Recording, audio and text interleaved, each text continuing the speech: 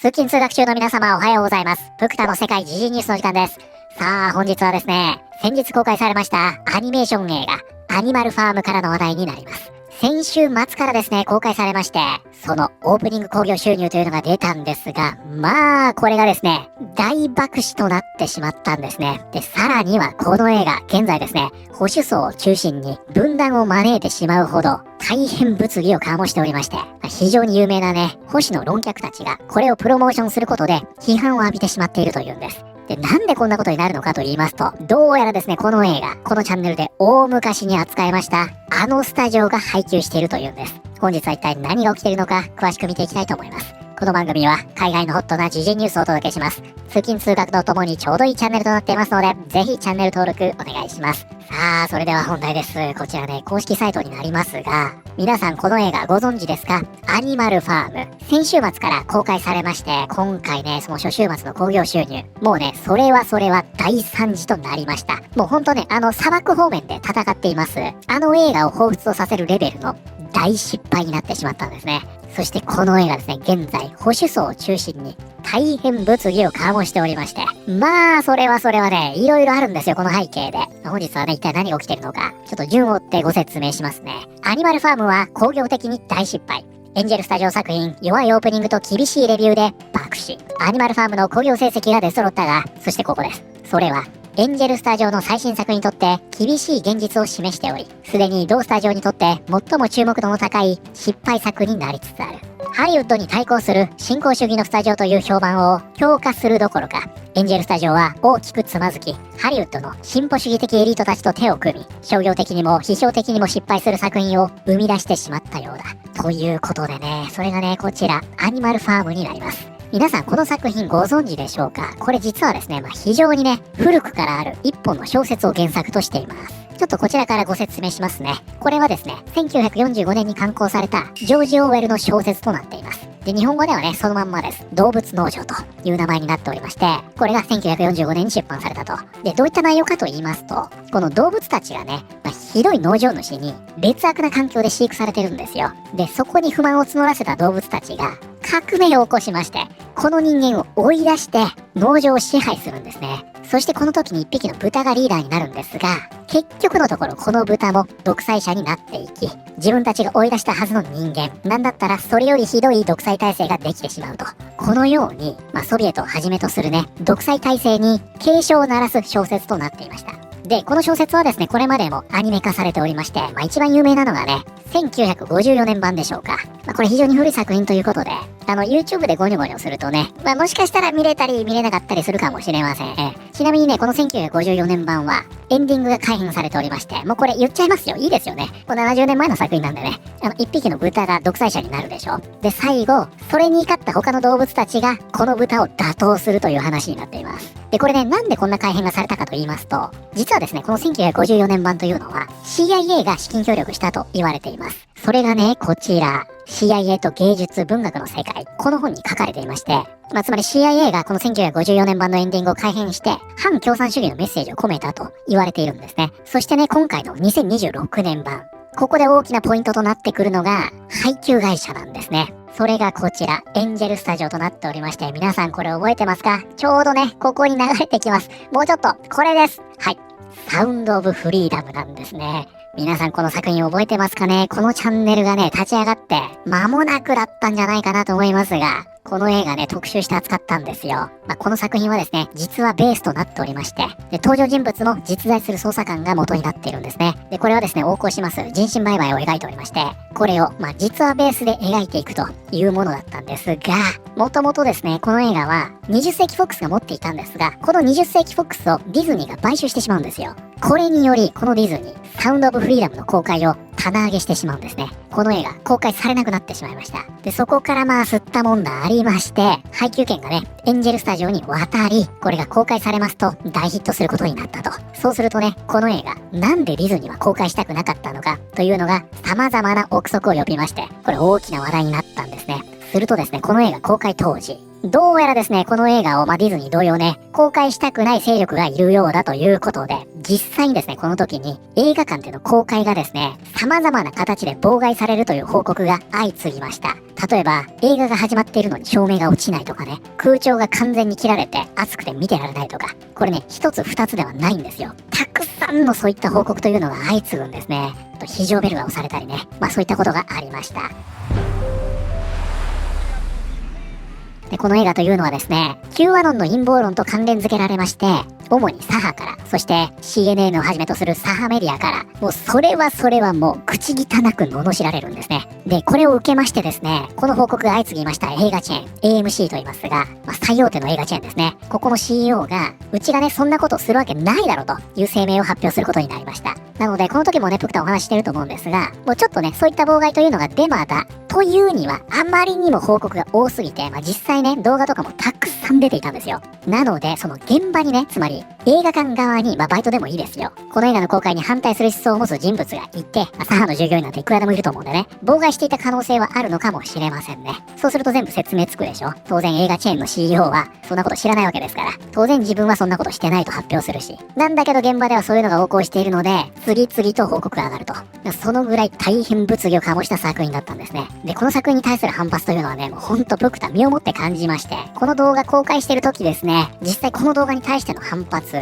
こんな映画を扱うなんて何事かということで、もうめちゃくちゃキレる人もいたんですよ。X とかでもそうですけどね。そのぐらい物議を醸した作品だったんですね。で、プクタがね、日本でこれを扱うだけでそれですから、本国ではね、本当にものすごいバックラッシュになっていたんだろうなというように思いますね。で、ここに見えておりますが、この映画の主演俳優、ジム・カビーセルですね。この方ご存知ですか？熱心なね、キリスト教徒として知られておりまして、すごいですよ。この方結婚してるんでね、映画では絶対にキスシーンを演じないとかね、もう徹底してるんですよ。で、一番有名どころで言いますと、2004年のパッション。ここでキリスト役を演じまして、その後ね、ハリウッドから干されてしまったなんて話もありましたが、つまりここからもわかる通り、これを配給しているエンジェルスタジオ。もう名前結びつくでしょ。このスタジオというのは、キリスト教色の強いスタジオなんですね。そしてお次です。ちょっとごめんなさいね。この作品ですね、もう本当に様々な要素が絡み合って今回の騒動になっているので、説明が長くなってしまいますが、ようやくね、監督の話です。この方ご存知ですか？アンディ・サーキス。顔ね、見たことある方多いんじゃないかなと思います。ロード・オブ・ザ・リングのゴラム役の人ですね。この方がね、ゴラムのモーションキャプチャーと声やってるんですが、自身も出てましたよね。この人ですね、俳優さんだけではなく、監督業もやっておりまして、今回のアニマルファーム、このアンディ・サーキスが監督をしています。そこで出てくるのがこちらのインタビューになりまして、実はですね、この2026年版も改編されているそうなんですね。で、なんでなのかというのを説明しているんですが、ここなんですよ。サーキスは今回の映画化にあたり、もしオーエルが今、アニマルファームを描いたら何を描くだろうかと自問したという。彼はそれをスターリン時代のロシアの物語にはしたくなかった。代わりに、ここです。資本主義や富、過剰消費といったテーマへと関心を向けた。億万長者の敵役、ピル・キントンは、サイバートラックによく似た車を運転している。ということで、このね、アニマルファームというのはもともとね、共産主義を批判する、そういった小説が原作になっているんですね。なんですが、今回それを改編いたしまして、資本主義や富をテーマにしている。このように言ってるんですね。で、最大の敵役は、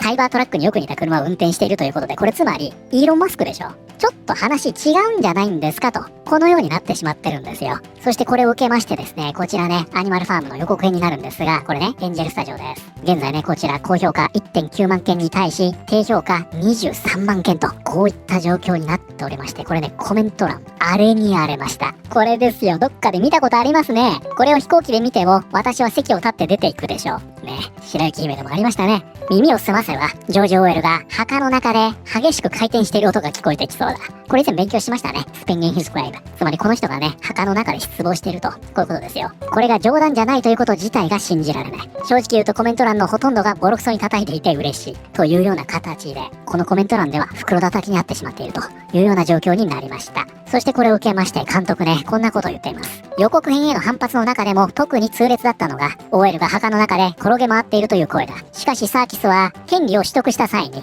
原作者の遺産管理団体がこの映画化を承認していると主張。さらに彼は、オーエルならこうしたという論争を望んだはずだと強調している。で、一応その後ね、こちらでは、これはね、特定の政権や体制を攻撃しているわけではないんだよ。これね、現政権を批判してるんじゃないかって言われてるんですね。これは権力というのは腐敗するものなんだという物語なんだと。サーキスによれば、映画化の権利を取得した際、OL の遺産管理団体は創作面では大きな介入はせず、原作の本質から大きく逸脱しないことだけを求めたという。なお、OL の遺産管理団体の関係者は USA Today のコメント要請には応じなかった。ということでですね、様々な議論を生んでおります。こちらね、アニマルファーム、ロッテントマト現在どのようになっているのか。こちらですね、オールクリティクス 24%、トップがなんと 13%、ベリファイドオーディエンス 62%、そしてこちらですよ、オールオーディエンス 39% と、このようになりました。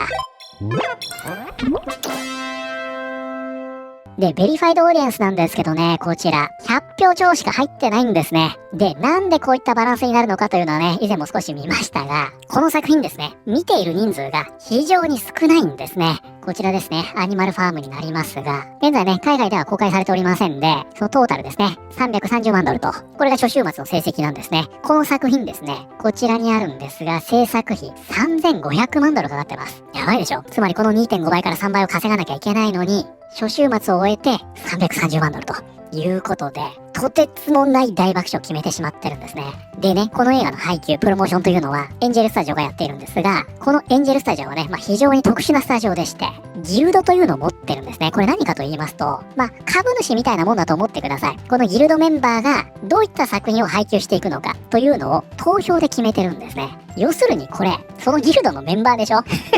もうこの時点で出てるベリファイドオーディエンスは、つまり前売り券を買ってる人ということですから、これギルドメンバーでしょ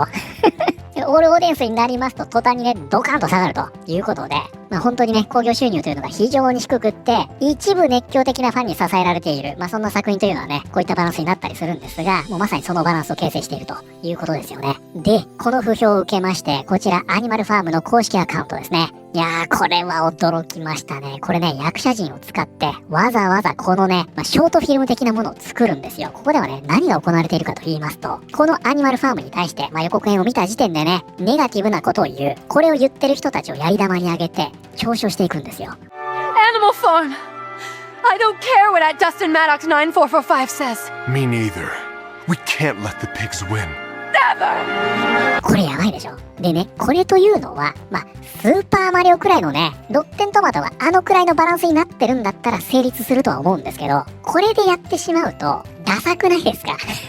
いや、わかりますよ。これ本当に紙一重なんですよ。こういったプロモーションって。自虐的というか攻撃的というか、批評家はね、もう大酷評。なんだけど、これを見たオーディエンスというのは大絶賛している。そしてスタジオはね、すごく小さくって、あまり知られてないみたいな状況だったら、これもね、よくやったーとなったんでしょうが、もうまさにね、こちらでも指摘しているんですが、観客が何を言おうが、何を望もうが気にしない。ディズニーはどうやらこれでうまくいってるらしい。じゃあうちも試してみよう。エンジェルスタジオと。いうことで、ここではね、ついにあのエンジェルスタジオがディズニーと同列に語られてしまっていると。これは今まで見た中で最悪の広告だ。こんな風に見込み客を叩くことがどうしていいアイデアになるんだ。エンジェルスタジオには消えてほしいと思う。ここね、ジョージ・オーウェルからのメッセージということで、このプロモーションですね、ただ滑りしてしまうんですね。で、こちらではね、今回のロッテントマトの評価、これを使った、つまりは自虐ネタですよね。ここ 100% に塗り替えていろいろやってるんですが、こちらですね。これがこの映画じゃなければ、少しは面白かったかもしれないというような形で、このエンジェルスタジオの、こういったネタ寄りのプロモーションが、ちょっと笑えない空気になってしまっていると。こういった状況なんですね。アニメ版アニマルファームは進行形のスタジオであるエンジェルスタジオにとって odd な選択だ。ということでこちらですね。odd とあります。こちらが本日のキーワードになります。Odd. 奇妙な、または予想外の。ということでね、こちらの odd というのはそのままですね。奇妙な、変なという意味になります。でね、この後ろにナンバーがつきますと、これね、奇数という意味になります。偶数はイーブンナンバーと言いますね。つまり奇数というのは割り切れないでしょ。なんだか気持ち悪い、違和感がある。このニュアンスで共通してるんですね。で、変と言いますと、このチャンネルご覧になってくださってる皆さんだったら、もうね、皆さんがご存知の単語がありますね。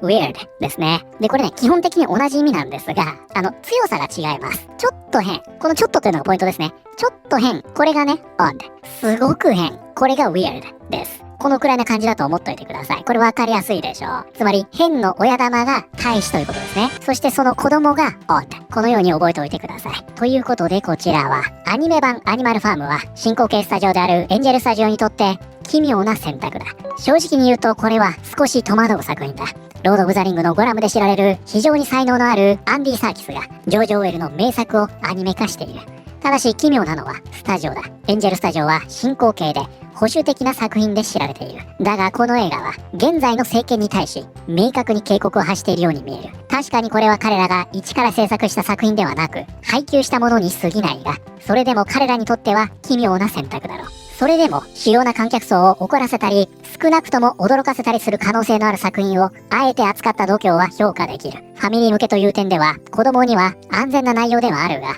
大人はメッセージを読み解くことに多くの時間を費やすことになるだろう。で、こちらですね、元水泳選手で、現在は保守系の活動家で有名なね、ライリー・ゲインズ。どうやらこれをですね、招待されてね、スポンサー付きということでこれ投稿されてるようなんですが、夫と私はエンジェルスタジオ制作のジョージ・オーウェル原作、アニマルファームの先行試写を見る機会を得ました。非常によくできていました。マルクス主義はこれまでも、そしてこれからも必ず失敗するということを観客に完璧に思い出させてくれています。5月1日より劇場公開と。いうことで、ここね、早速コミュニティノートついておりまして、監督へのインタビューによると、この作品は反マルクス主義ではなく、反資本主義だという。監督はそれをスターリン時代のロシアの物語にはしたくなかった。代わりに資本主義や富、過剰消費といったテーマに関心を向けた。ということで、これはもうまさにその通りですよね。監督が言った通りと。いうことで、これですね。同じくですね、こちら保守系の論客でね、非常に有名です。YouTube もね、人気ありますが、ティム・プールですよ。ライリーの投稿は、パートナータグがついていることからわかる通り、広告案件だ。新しいアニマルファームは